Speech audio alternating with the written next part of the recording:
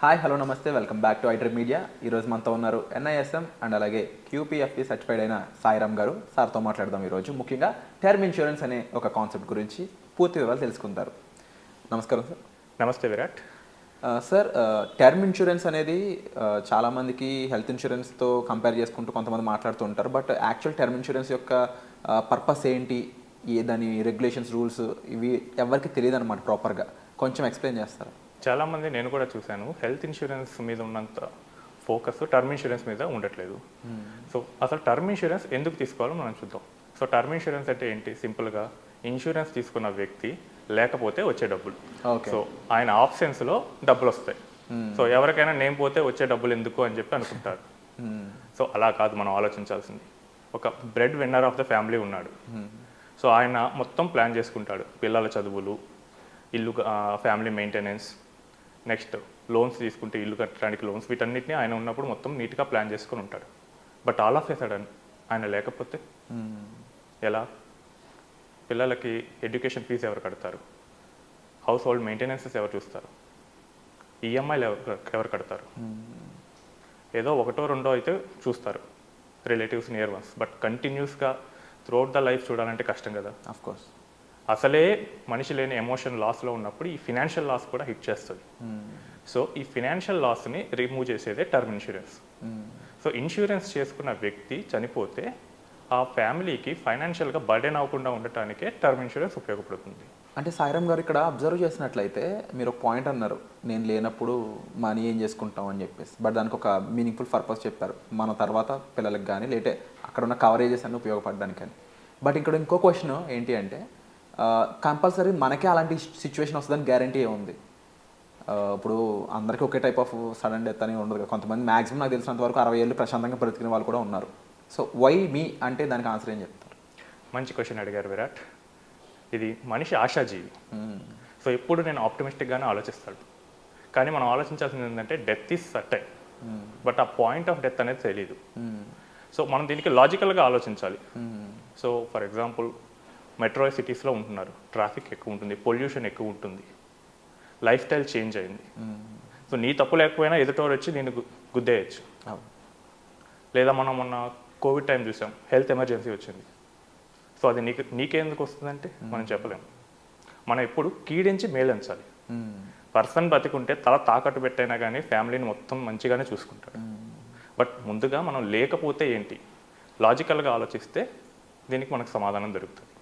And అలాగే ముఖ్యంగా చూసుకున్నట్లయితే కవరేజ్ అనేది ఏ విధంగా ఉంటుంది, దాన్ని ఏ విధంగా మనం క్లెయిమ్ చేసుకోవచ్చు అంటారు?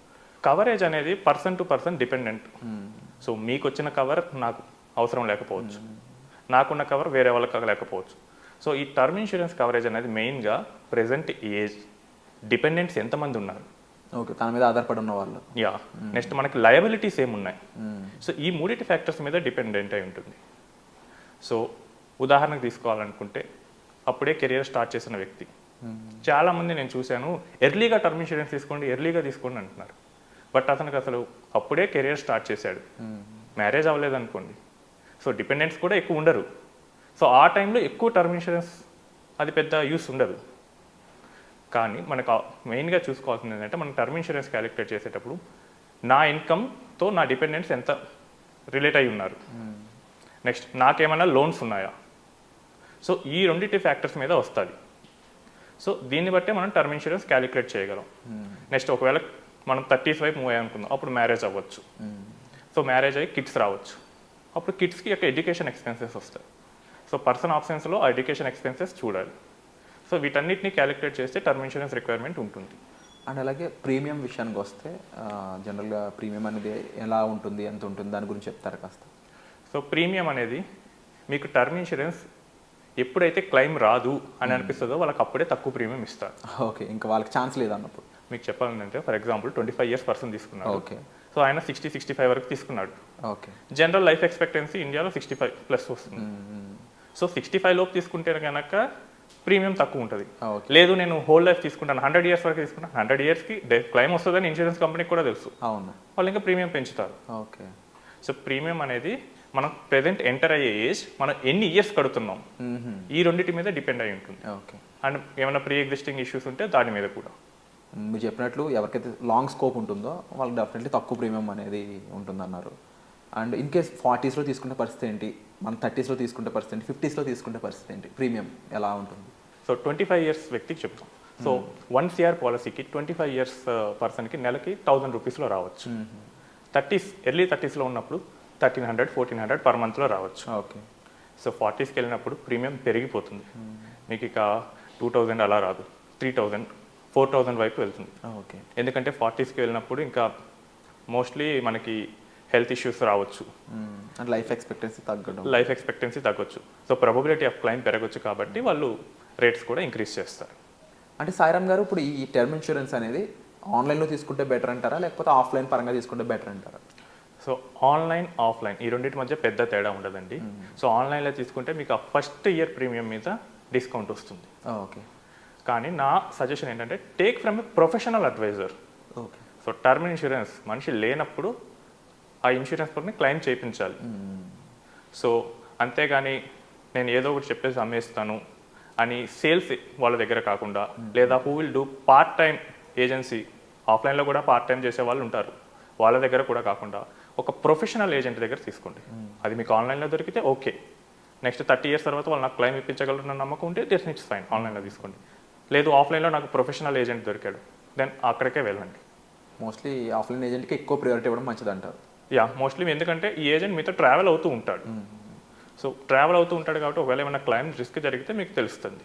అండ్ క్లియర్ ఇన్ఫర్మేషన్ కూడా మ్యాన్ టు మ్యాన్ తీసుకోవడానికి ఈజీ ఉంటుంది. అవును, అంతేగాని మనకి గుర్గావ్లో ఉన్న కాల్ సెంటర్కి కాల్ చేసి నేను క్లైమ్ ప్రాసెస్ చేయాలి అంటే మీరు ఇమాజిన్ చేసుకోండి, ఇంత ఆప్షన్స్ ఆఫ్ పర్సన్ ఇది ఎంత కెవర్స్ వస్తుందో.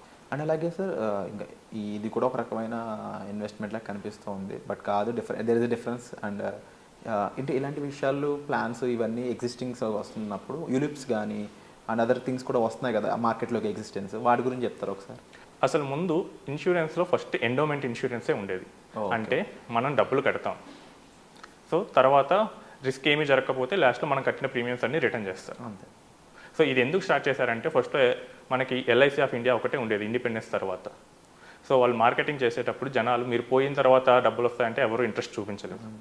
సో దానికని చెప్పి మార్కెటింగ్ ట్రిక్ ఎండోమెంట్ ప్లాన్స్ పట్టుకొచ్చారు. సో ఆ తర్వాత పోను జనాలకు అవేర్నెస్ పెరిగింది. సో ఇన్సూరెన్స్ అంటే ఓన్లీ రిస్క్ ఇన్సూరెన్స్ అని చెప్పేసి ఆ తర్వాత కాలక్రమేణా టర్మ్ ఇన్సూరెన్స్ వైపు కూడా చూపించడం మొదలుపెట్టారు. ఓకే. కానీ ఎప్పుడైతే వాళ్ళు మనీ బ్యాక్ ప్లాన్స్కి ఎండోమెంట్ ప్లాన్స్కి డిమాండ్ తగ్గుతుందని చూశారో ఇన్సూరెన్స్ కంపెనీస్ వెంటనే మార్కెట్లో ప్రజెంట్ ఏం జరుగుతుందో చూశారు, టర్మ్ ఇన్సూరెన్స్ వైపు మ్యూచువల్ ఫండ్స్ వైపు పెరుగుతున్నాయి. సో వాళ్ళు వెంటనే ఇన్సూరెన్స్ ప్లస్ ఇన్వెస్ట్మెంట్ ఈ కాన్సెప్ట్తో యూలిప్స్ పట్టుకొచ్చారు. So ULIPs is one of the dangerous thing. యూలిప్స్తో వెళ్ళినట్లయితే మీకు ఇన్సూరెన్స్ సరిగ్గా ఉండదు, ఇన్వెస్ట్మెంట్ సరిగ్గా ఉండదు. ఇన్సూరెన్స్ పాలసీతో మహా అయితే యూలిప్స్లో 10 lakhs వరకు ఉంటుంది కవరేజ్, 1 లక్ష ప్రీమియం కడితే. కానీ ఆ 10 lakhs ఏమన్నా జీవితాలు మారిపోతాయా? మారిపో. సో ఇవన్నీ మార్కెటింగ్ టాక్టిక్స్. చాలామందికి ఏంటి అంటే ఈ ఓవరాల్ టర్మ్ ఇన్సూరెన్స్ ఏ టైంలో తీసుకోవాలి అంటే వాళ్ళకి అంటే జనరల్గా ఎలా కవరేజ్ అవుతుంది, వాళ్ళకి ఎంత ఆస్తులు ఉండాలా, లేదంటే ఏమైనా ఇన్కమ్ సోర్స్ ఏమైనా ఇది ఉండాలా, లేదంటే వాళ్ళ మీద ఎంతమంది డిపెండ్ అయి ఉన్నారతో పాటుగా ఇలాంటివి కూడా ఏమైనా క్యాలిక్యులేట్ అవుతాయా వాళ్ళకున్నవి? సో జనరల్గా నా సజెషన్ ఏంటంటే ఎప్పుడు టర్మ్ ఇన్సూరెన్స్ తీసుకోవాలంటే the moment you are married. Okay. So అప్పుడు మనకి డిపెండెన్స్ ఉంటారు, స్టార్ట్ అవుతుంది. యా. సో ఎంతవరకు తీసుకోవాలంటే మీ యంగెస్ట్ కిడ్కి అట్లీస్ట్ 30 years వచ్చేంత వరకు. ఓకే. సో ఆ టైంలో మీ టర్మ్ ఇన్సూరెన్స్ మీకు యూస్ఫుల్ అవుతుంది. సో ఆ తర్వాత ఇంకెందుకు ఎలాగో డిపెండెన్స్ ఉండరు, మనకు కూడా రిటైర్మెంట్ స్టేజ్కి వెళ్ళిపోతాం. సో ఇప్పుడు తీసుకున్న term insurance coverage next 30-35 years తర్వాత మనకు వాల్యూ చాలా తక్కువ అనిపిస్తుంది. ఈ రోజు ₹1,00,00,000 చాలా పెద్దది అనిపించవచ్చు, బట్ డౌన్ ద లైన్ ఈ రోజున్న కోటి ఒక 30 years తర్వాత చూస్తే మేబీ ఒక 10 లక్షల లాగా అనిపిస్తుంది. అంటే ఖర్చులు పెరగడం ఇన్ఫ్లేషన్ కారణంగా అంత రేంజ్కి వెళ్ళిపోతాం అంటారు. అవును విరాట్, ఇది చెప్తే ఎవరూ నమ్మరు. ఒక్కసారి మనం రివర్స్లోకి వెళ్తే 1990sలో ఒక ₹1,00,000 ఇన్సూరెన్స్ ఉందంటే వావ్ గ్రేట్ అనేవాళ్ళు. సో ఇప్పుడు ₹1,00,00,000. 2010 ఆ టైంలో ₹1,00,00,000 ఇన్సూరెన్సెస్ చాలా ఫేమస్ అయ్యాయి. బట్ ఇప్పుడు ₹1,00,00,000 ఎవరు తెలియట్లా, 2 crores 3 crores అంటున్నారు. సో ఇలానే వెళ్తున్నప్పుడు 2030 2040 కూడా వెళ్ళేసరికి ₹1,00,00,000 అసలు మనకి ఏమాత్రం సరిపోదు.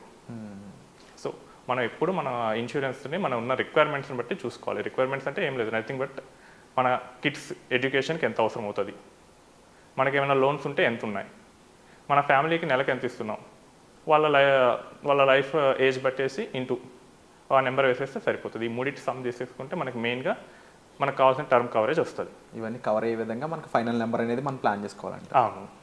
Wonderful sir. అండ్ క్లుప్తంగా మాకు దీని గురించి వివరించారు. అండ్ ఒక బ్రీఫ్ ఇన్ఫర్మేషన్ అయితే మీకు దొరికిందని అనుకుంటున్నాము. ఇంకా దీనిపై ఏదైనా డౌట్స్ ఉన్నట్లయితే మీరు కామెంట్ చేయొచ్చు.